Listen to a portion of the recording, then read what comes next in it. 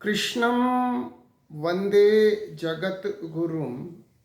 I pray to the Guru of the universe. Krishnam academy की ओर से Gita study की series में आज पहले अध्याय से श्लोक नंबर 29 है। श्लोक है, वे पथुश्च शरीरे में रोम हर्षंश्च जायते गांडीवम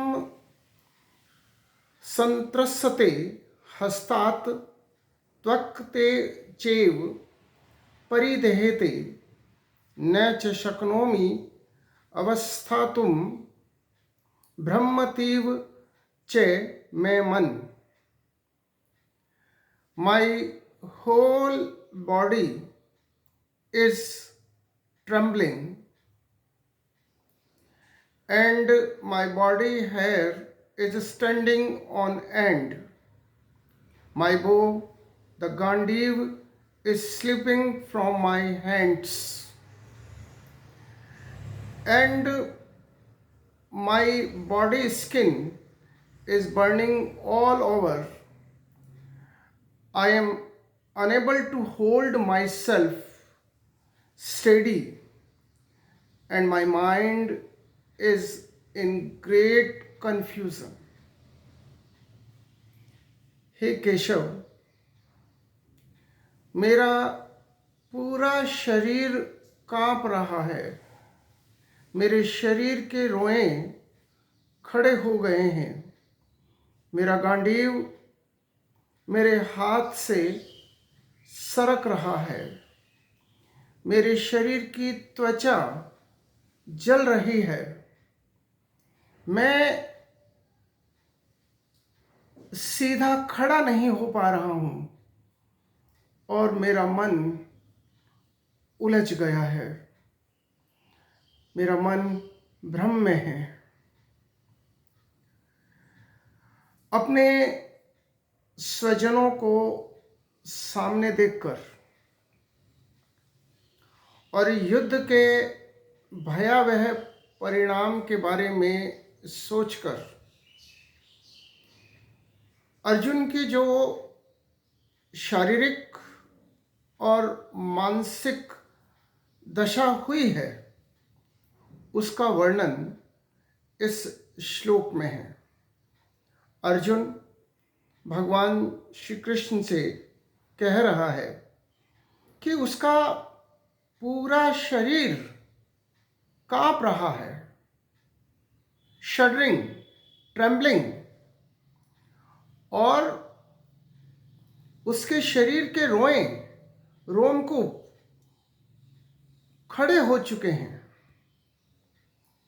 उसके शरीर की त्वचा जल रही है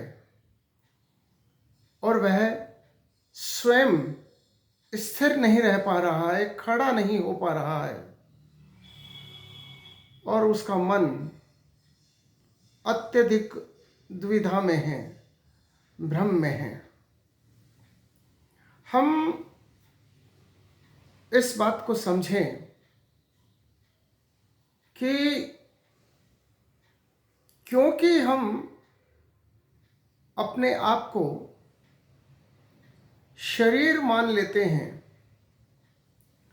और इस शरीर के साथ जुड़े हुए संबंधों से मोह कर बैठते हैं,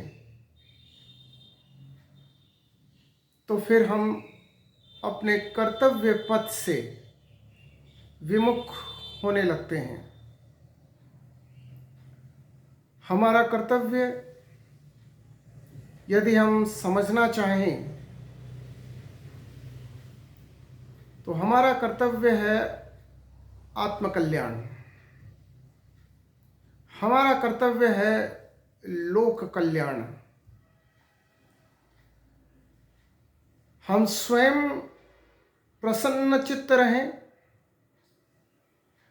और अपने आसपास की प्रकृति और उस प्रकृति के जीवों को प्रसन्न रखने में अपनी भूमिका निभाएं। यदि हम ऐसा नहीं करते हैं इग्नोरेंस के कारण, अटैचमेंट के कारण, तो फिर हम अपने आसपास की प्रकृति और अपने आसपास की प्रकृति को हानि पहुंचाते हैं। इस प्रकृति के जीवों को पीड़ा देते हैं और कुतर्क करने लगते हैं। और जब आपको अज्ञानता रहती है,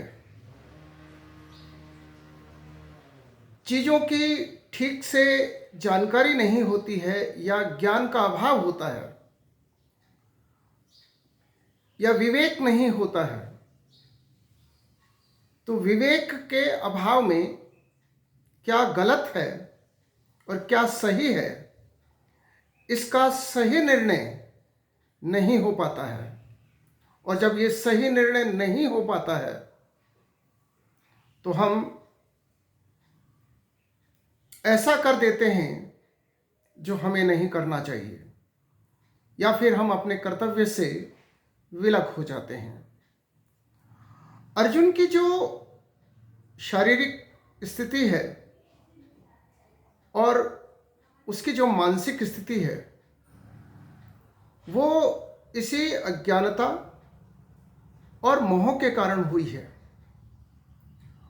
और प्रभु ने गीता का ज्ञान इसी अज्ञानता और मोह से मुक्ति के लिए दिया है। और हम भी गीता के ज्ञान को इसी अर्थ में समझें तो निश्चित रूप से हम अपना आत्मकल्याण भी कर पाएंगे और लोक कल्याण भी कर पाएंगे। परंतु यदि हम गीता के ज्ञान को उसकी संपूर्णता में और उसके सही अर्थों में नहीं समझ पाएंगे तो हमें कोई लाभ इससे नहीं होगा। गीता हमें अपना नियत कर्तव्य करने का संदेश देती है। गीता हमें यह समझाती है कि हम निष्काम कर्म करें, हम अज्ञानता से स्वयं को मुक्त करें, हम ज्ञान योग की ओर आगे बढ़ें, हम कर्म योग की ओर आगे बढ़ें और अंत में हम सुप्रीम को समर्पित करते हुए भक्ति योग को अपना लें। इसी में हमारे जीवन की सार्थकता समाहित है। जय श्री कृष्ण।